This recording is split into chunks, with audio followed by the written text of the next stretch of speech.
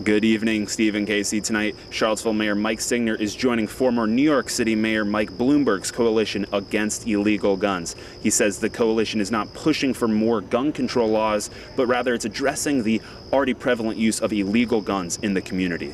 Charlottesville currently has hundreds of spaces like these. They're free, but they're marked off by 2-hour parking. If City Council can sign off on the resolution, their goal is to get people into a garage like this.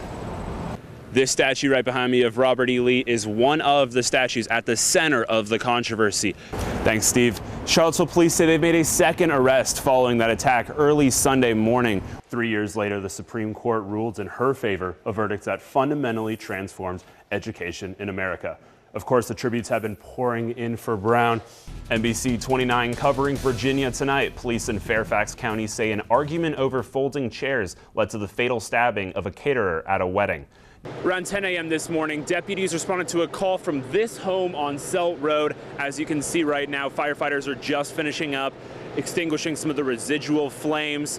Here at the Rupert Community Center, the Charlottesville Police Department unloaded everything from bleach, food, pet supplies, and thousands upon thousands of bottles of water.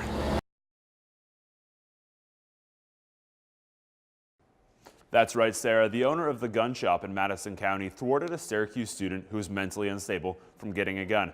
I took a trip out to the store today to talk to him about how he did it and how this can be a blueprint going forward.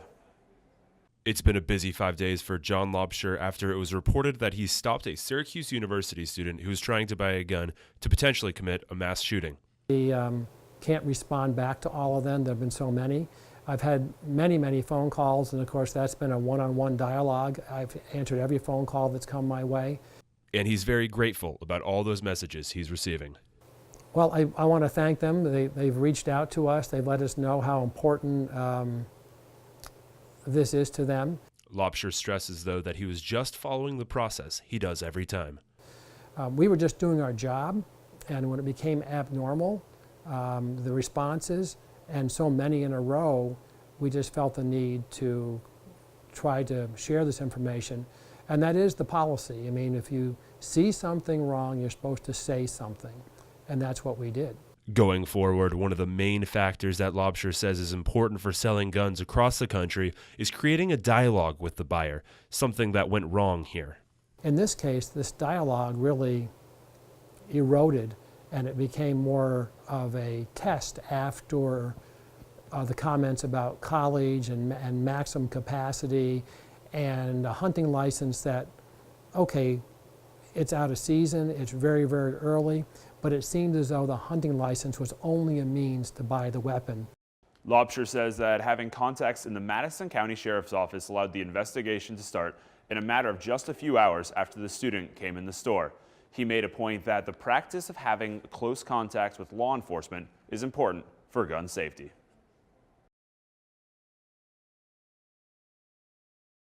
Even though Destiny USA is the 6th biggest mall in America, it may have felt pretty crowded to you if you stopped by this past weekend. Just listen,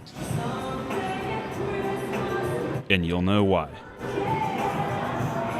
The unmistakable sound of mall Christmas music filling the air of Destiny USA means that it's officially the holiday season.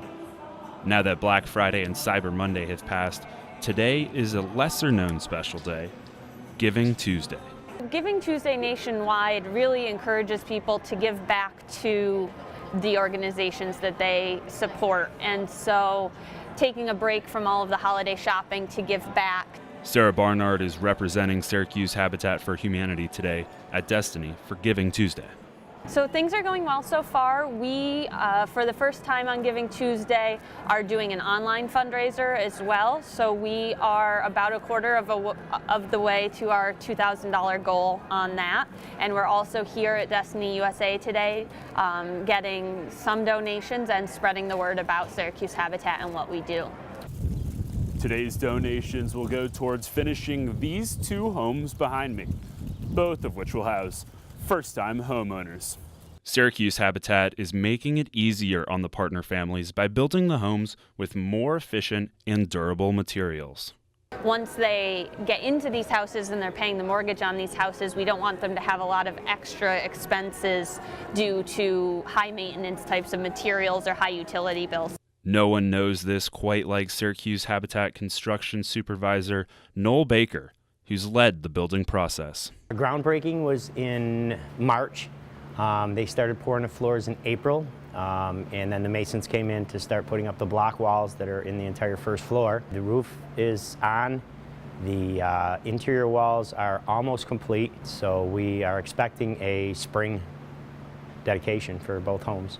Although Baker has worked in construction nearly his whole life, Habitat has become much more than a job to him.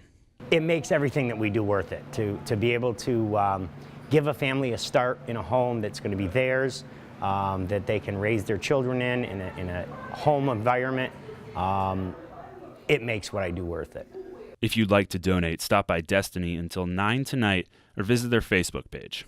Reporting from Syracuse, Paul Dwyer, NCC News.